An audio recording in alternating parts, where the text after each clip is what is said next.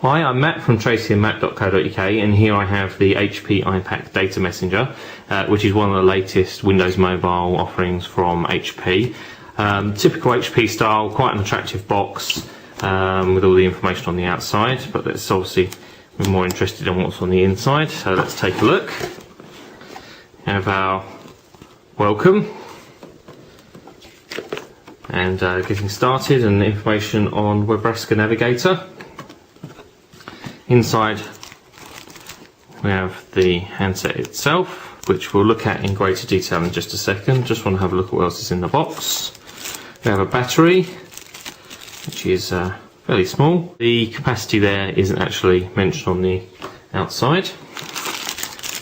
We have a USB to micro USB sync and charge cable. If you've never seen the micro USB, that's what it looks like.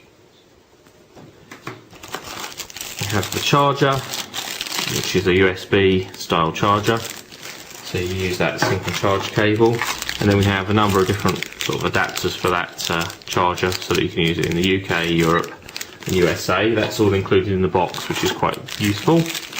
Then we have a headset, wired headset with 4-pole 2.5mm jack, which is quite good. It's a good compromise. Because the adapters for that are quite easy to come by, so you can actually use standard 3.5mm headphones with an adapter. We have an inline microphone with a push button. It's pretty basic, there's no volume control there. And then the headphones themselves, which kind of average. And then we have foam covers for the headphones. Underneath we have the manual, getting started guide, and there's a CD-ROM with ActiveSync and a trial of Outlook 2007. That's about it for what's in the box. So let's have a look at the device itself. Take the cover off.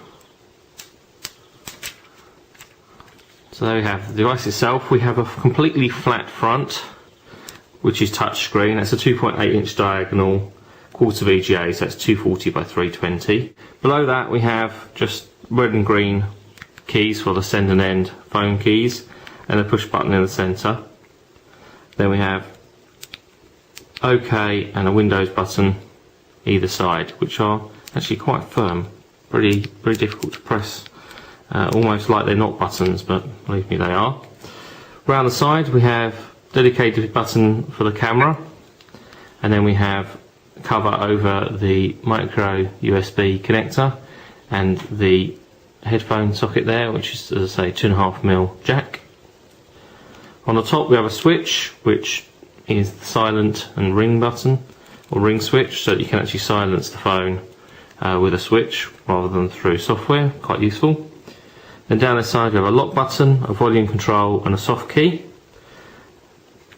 On the back we have a 3.1 megapixel camera with a flash, and there is this sort of shiny mirror finish around the outside, which is to allow you to take photographs of yourself should you wish to do so. Then on the bottom we have Stylus, which is telescopic and is two-stage telescopic.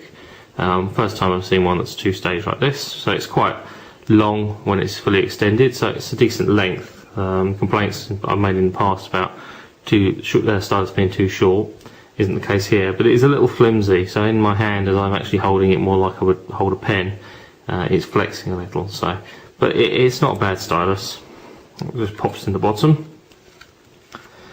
Then we can open the messenger up, and we have a full QWERTY keyboard, very similar to the Titan 2, as you can see. Buttons are quite positive, and we have shared numeric keys here with shift functions. If we just open the back, and we'll try to install the battery.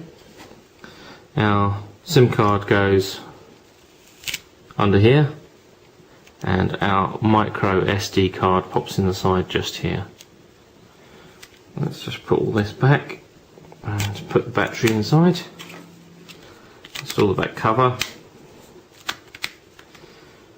and we'll power on.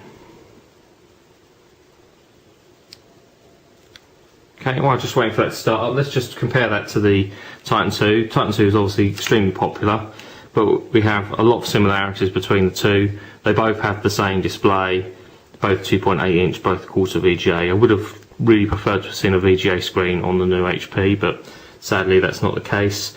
As you can see, the QWERTY keyboards are very, very similar, layout and size-wise, practically identical, really, in terms of size and layout. The Titan 2 does have the little indicators for caps lock and function lock, which the HP doesn't, unfortunately. But let's just set up and run through.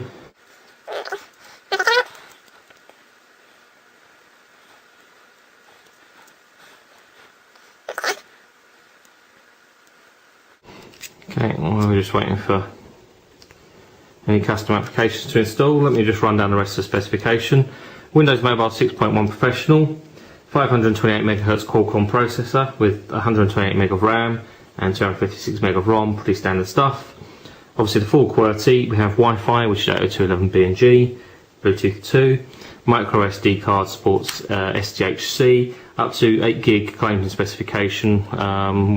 Might be able to test that with a 16 gig to see if that's actually accurate. It's tri-band for 3G and quad-band for GSM, so you can actually use this device pretty much anywhere in the world. We have built-in GPS, which supports assisted GPS. 3.1 megapixel camera, which I already mentioned, does support geotagging, which is quite cool.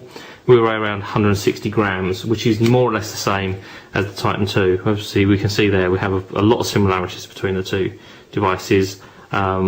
Advantage, obviously, of the HP is the flat front screen, which I really like personally, because it means you can use your finger a lot easier, especially in the corners of the screen, whereas the Titan 2 with that bezel is a little bit more difficult. And obviously the HP is a slightly newer design. To navigate around the front here, we have obviously the touch screen, and this is an optical track joystick type thing, so we don't have physical up-down D-pad, but this works on an optical recognition of my finger. Built-in Google Maps and Google Search, as you can see there, and if we go into the Programs menu, we have a quick look down. We have games, as you'd expect, Office Mobile, HP Photo Smart, Jet Set PDF Creator, Opera Browser is installed, Task Manager, Java is installed, Sun Java, Voice Recorder, Remote Desktop, and so on. And quickly step back out of there into Settings. You can see in Settings, got pretty much standard stuff there. Under System, got external GPS, HP Assets Viewer, Power Management, Power Saving Mode, Restore Factory Defaults, all that sort of stuff. Nothing terribly out of the ordinary, and again, nothing terribly out of the ordinary in Settings. Going to be doing a full review of the HP iPAQ data messenger over the next couple of weeks, and we'll obviously make comparisons to the HTC Titan 2, and that review will be online pretty soon.